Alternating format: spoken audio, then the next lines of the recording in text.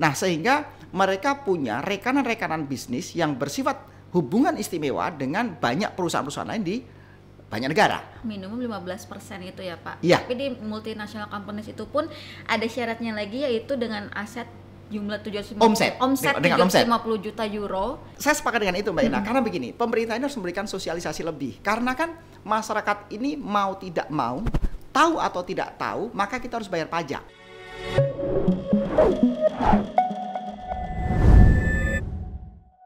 Halo Sobat Cari Tahu, masih bersama saya di podcast Cari Tahu yang dipersembahkan oleh Asosiasi Emiten Indonesia, bersama juga dengan Pak Ajib Hamdani.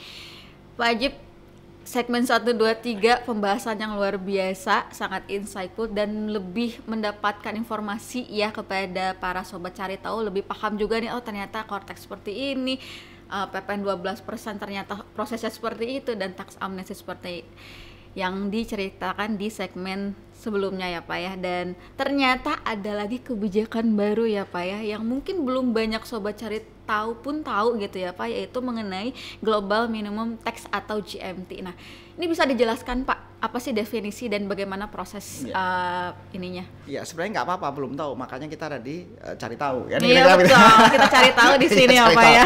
Oke, jadi gini Mbak Ina, ada lagi kebijakan di tahun 2025 yang diberlakukan oleh pemerintah, yang kita pikir ini sebuah kebijakan yang sangat bagus, karena ini mempunyai dampak fiskal yang baik buat negara, tapi juga membuat sebuah level playing field yang sama buat para pelaku usaha, yaitu namanya Global Minimum Tax.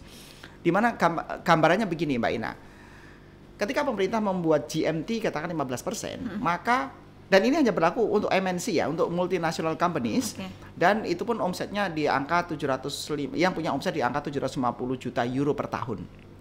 Nah, ketika kemudian perusahaan multinational companies, karena otomatis mereka akan mempunyai partnership yang bersifat worldwide, yang bersifat global. Nah, sehingga mereka punya rekanan-rekanan bisnis yang bersifat hubungan istimewa dengan banyak perusahaan-perusahaan lain di banyak negara. Filosofinya seperti itu. Sehingga terjadi proses transaksi dengan perusahaan-perusahaan lain di negara-negara lain, yang ini kemudian identifikasinya tidak mudah buat tax officer di dalam negeri di Indonesia untuk mengidentifikasi itu.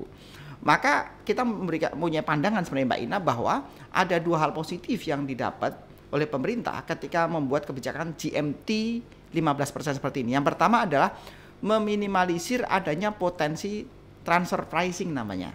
Transfer pricing itu berarti adalah sebuah pola bisnis yang dibangun oleh sebuah company yang punya hubungan istimewa, misalnya perusahaan di Indonesia dengan perusahaan di Singapura atau di Amerika misalnya. Karena mereka perusahaan yang sama, maka transaksi mereka kan bisa diatur harganya. Betul. Sehingga kemudian mereka akan ngukur nih, mana pajaknya yang lebih rendah negaranya. Pajak yang lebih rendah di negara mana, itu yang ditumpuk keuntungan paling banyak di sana. Sehingga harganya menjadi tidak fair. Hubungan antar dua perusahaan tersebut, itu namanya transfer pricing.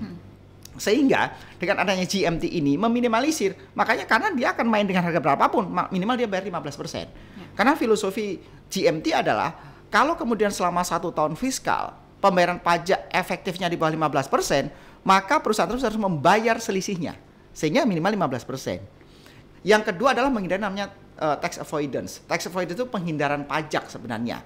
Nah, ini belum kalau kita melihat manfaat buat negara, karena harapan kita Mbak Ina adalah adanya pembayaran pajak yang lebih dari adanya multinational companies yang mempunyai omset banyak di Indonesia, yang mempunyai keuntungan di Indonesia, dan mereka tentunya harus memberikan kontribusi yang lebih kepada keuangan negara. Filosofinya kan kira-kira seperti itu Mbak Ina. Berarti ini hanya berlaku untuk multinational companies, di mana kebijakannya itu adalah minimum 15% itu ya Pak. Iya. Tapi di multinational companies itu pun ada syaratnya lagi, yaitu dengan aset jumlah 750 omset 750 juta euro. Iya. Ya Pak ya. Per tahun. Jadi ya, artinya Pak, ini kebijakan GMT atau Global Minimum Tax ini tidak akan memberikan pengaruh terhadap UMKM Indonesia, nggak akan berpengaruh. Jadi kebijakan dan regulasi GMT ini memang sebuah kebijakan yang cenderung tidak populis, karena tidak berimpact terhadap pelaku UMKM di Indonesia mencapai 65 juta orang. Kira-kira demikian Mbak Ina. Dan apakah kebijakan ini akan segera terimplementasikan Pak, kira-kira di pertengahan tahun atau di kuartal? PMK-nya sudah keluar tahun 2024 kemarin, dan ini efektif berlaku 2025. Sudah mulai berlaku. Dan harapan kita ini memberikan dampak positif terhadap kita pas sebagai pelaku usaha, Mbak Ina. Berarti multinational companies mereka juga membayar pajak lebih sehingga harganya lebih kompetitif dengan harga yang kita produksi dalam negeri. Kira-kira begitu. Berarti adanya sisi keadilan ya Pak, baik Ya, dari pengusaha. keadilan, ya betul, menciptakan keadilan dan level playing field yang sama. Jadi kita ada di tempat yang sama dengan competitiveness yang lebih bisa diatur oleh pemerintah. Demikian Mbak Ina. Kita harapkan juga untuk kebijakan GMT ini bisa lebih masif juga Pak diinfokan kepada para pelaku usaha ya Pak ya, seperti kebijakan-kebijakan lainnya. Dan kita sudah membahas beberapa kebijakan Pak. Nah ini kita rangkum secara keseluruhan Pak. Bapak melihat dari kebijakan-kebijakan yang dikeluarkan di tahun 2025 ini, apa nih Pak pendapat Bapak? Apakah benar-benar bisa menjadi hal yang atau sinyal positif bagi perekonomian Indonesia atau seperti apa? Ya, kita harus melihat bagaimana kebutuhan negara secara utuh Mbak Ina, bahwa memang selama 3 tahun ke depan, tahun 2025, 26 dan 27, ruang fiskal Indonesia begitu sempit. Fiskal kita begitu berdarah-darah dengan adanya scaring effect pandemi kemarin belum selesai. Karena ketika pandemi kemarin pemerintah nambah utang di luar batas lebih dari atas 3% PDB kita, sehingga semua jatuh temponya di 3 tahun berturut-turut ini. Bayangin, sebelumnya kita membayar hutang itu hanya kisaran 400-500 triliun setiap tahun. Sekarang rata-rata 800 triliun selama 3 tahun ke depan. Jadi dengan adanya realitas bahwa fiskal kita begitu luar biasa ketat, begitu sempit, maka tentunya masyarakat umum dan dunia usaha ingin agar kita tetap mempunyai fiskal yang sehat, walaupun itu harus dikelola dengan prudent dan transparan. Tapi sekali lagi masyarakat akan mendukung bagaimana program-program fiskal yang memberikan penguatan terhadap budgeter Indonesia, budgeter terhadap kebutuhan APBN kita. Tapi satu sisi kita juga punya harapan agar bagaimana kebijakan fiskal yang didorong oleh pemerintah itu bisa memberikan dorongan terbaik buat dunia usaha dan pertumbuhan ekonomi. Demikian Mbak Ina. Dan tentunya juga bagaimana pemerintah bisa memberikan informasi-informasi lebih masif lagi agar tidak ada yang terjadi salah paham ya Pak, apalagi mengenai PPN 12% kemarin gitu ya karena Pak. Saya sepakat dengan itu Mbak Ina, karena begini, pemerintah ini harus memberikan sosialisasi lebih, karena kan masyarakat ini mau tidak mau, tahu atau tidak tahu, maka kita harus bayar pajak. Betul. Karena kalau kita tidak bayar pajak karena alasannya tidak tahu misalnya, kita tetap akan kena denda. Jadi kalau istilahnya begini, kalau dari Benjamin Franklin itu bilang bahwa di dunia ini ada 2 yang tidak bisa dihindari, yaitu 1, kematian, 2, perpajakan. Nah, jadi hal ini yang harus bisa oleh pemerintah. Tapi Mbak Ina, di tahun 2025 ini kita punya optimisme. Kalau tadi Benjamin Franklin bilang ada 2 kepastian, menurut kita sekarang ada 3 di tahun 2025 ini. 1 kematian, 2 perpajakan. Yang ketiga, insya Allah tahun depan Timnas Bola Indonesia akan masuk Piala Dunia. Amin, semoga ya. Amin. dengan adanya yang baru itu Pak, semoga bisa merubah gitu ya Pak.